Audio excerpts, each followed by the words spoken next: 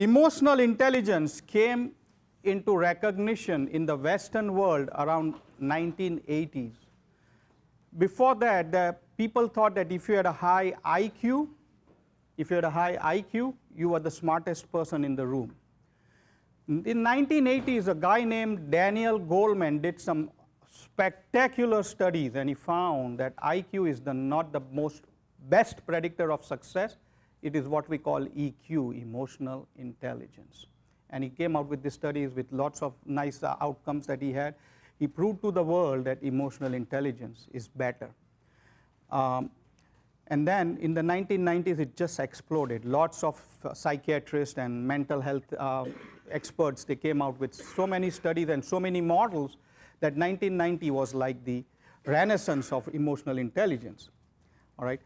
Emotional intelligence has been in the Eastern world for the longest time. It wasn't called emotional intelligence. It was called something else in the Indian scriptures, or you go into the Chinese ones. Even the Egyptians had that. We all had that. But Western world recognized this in the 80s and 90s. All right. So I studied a lot of those models, and I brought them all together into one model. I think is very easy to understand for an average person, because there's some very high stuff that come out with self-actualization and things like that. We don't want to go there. We want it simple so we can understand. Remember, customer service is all about simplicity. I'm going to practice that with you too. So again, I go with my method. What goes in your mind? What's the trigger? What outcomes are we looking for, right? So what's the trigger for emotional intelligence? What triggers?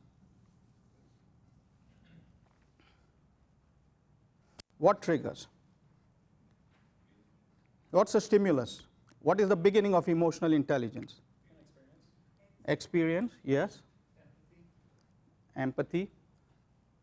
So I can take all those things and combine into three things. It's called the cognitive triangle, all right? Thoughts, emotions, and behavior. And it could be a combination of this in any order, you know what I mean? A mother sees a baby crying, she's thoughts are there, her emotions are there, and the baby's behavior is there, you see? So it could be behavior, anybody's behavior, thoughts, emotions, anything like that triggers the thinking and feeling in our mind, right? So that's the input. What outcomes are we looking for? Just before we go there. What outcomes are we looking for? Knowing. And I'm going to come back in a minute. Knowing. Everything is knowing. All right? What is the process in our mind? Thinking and feeling. This is not rocket science. Emotional intelligence, as the name is there, emotions and intelligence, thinking and feeling, right? The two processes are going in our mind. All right. So let's talk about knowing what? Knowing about the self and knowing about others. Intrapersonal, interpersonal, knowing about the self and knowing about the others.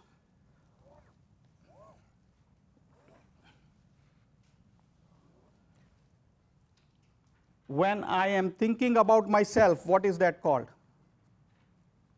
When I'm thinking about myself, what is that called? Self-awareness. Self-aware, I'm aware of myself, right? When I'm thinking about myself, I'm aware about myself. So self-awareness. When I'm thinking about others, what's it called? When I'm thinking about others, what's it called? Empathy is feeling about others, remember. Sympathy is thinking about others, empathy is feeling about others. It goes much deeper. I can feel how you feel. All right? What did you say? Somebody else said something? Compassion, I'll take that. It's called social intelligence. My relationships, when I'm thinking about others, I'm building bridges, I'm thinking relationships, right? It's called social intelligence. You can call it relationships, it's fine. When I'm feeling about myself, what is it called? Self-management. If I can control my emotions, I'm self-managing myself. It's all about feelings. When I'm feeling about others, it is empathy.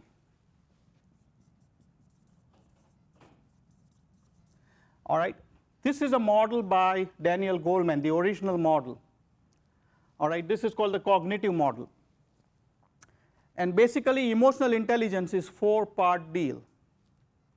How much aware you are, how good of a relationships you create with other people, how you feel about other people, and how you control your emotions. That's emotional intelligence. I bring in a fifth element. I call it humility. I think that's an important package to be emotionally intelligent. If you have a high ego, you're not emotionally intelligent. So I've added a fifth item. So I consider all these 5 items as emotionally intelligent. All right. So this is in short, this is a 2-day class I do. We take each of this package and go higher. For the sake of time, we're not going to go that far today. But I wanted to give you a good idea. When it comes to customer service, you need all 4 things, all 5 things. When it comes to customer service, you need all 5 things. You need to be aware. Aware means controlling those 2 monkeys so that your mind can think in the present and not wander in the past or the future. All right, social intelligence is how we build relationships. Controlling emotions, again, that's a very powerful package. It's going to be very hard to do it. And we go stepping into the shoes of the customer and finding out exactly what their needs are, how they feel, what their pain points are, and then being humble enough to address them. Questions? What did you call that triangle? Cognitive triangle. Cognitive triangle. All right. Powerful enough? I want you to start thinking about this. Maybe we'll have another training in a couple of months. I'll come back. I'll put up half day for emotional intelligence because it's a really powerful tool. It changed my life from an angry, egoistic, self-centered person. I was a very angry person. Now I'm more calmed down, more composed. People will come and tell me you have changed. All right. So I feel this is a very powerful tool. All right, and this chart is on page number 20. All right, it's in your book, so you don't have to draw it. Page number 20, I've given it to you. There's a little bit more in there, but don't worry about it right now. When we do it, I'll explain you other things. But if you look at page number 20, that blue box, small blue box, is where you want to be, is very balanced. You don't want to be too much on one quadrant. You want a balanced 4-quadrant. And your objective is to take that small blue box and make it as bigger and bigger and bigger as possible. That's the path of emotional intelligence. All right, box from all sides, a little bit expansion everywhere. What do you think the emotional intelligence of Buddha is? If you look at that yellow square, what was the emotional intelligence of Buddha? Or Jesus, or for, great saints? What is their emotional intelligence? What does that blue box look like? Blue box and yellow box are pretty much similar because their blue box is so big they're very highly emotional intelligent. So your objective is to take that blue box and make it as big as the yellow box with each quality. All right? Now it's not going to happen easily. It's a very difficult job. What I'm telling you is super difficult, but at least you got to take the first step in this respect, these 5 attributes. All right? Take the first step. Start educating yourself. How can I be humble? All right? There's a lot of good books outside there. Self-awareness is, start doing small meditations. Beautiful. Meditation is awesome. What do you think I did today at 4:30 in the morning? Meditation. Yesterday, 4:30 in the morning? Meditation. 1 hour of meditation every morning. My eyes just open up at 4:30 and I meditate. So it's a great feeling. Yesterday I was on my feet for 10 hours, right? I woke up at 4:30.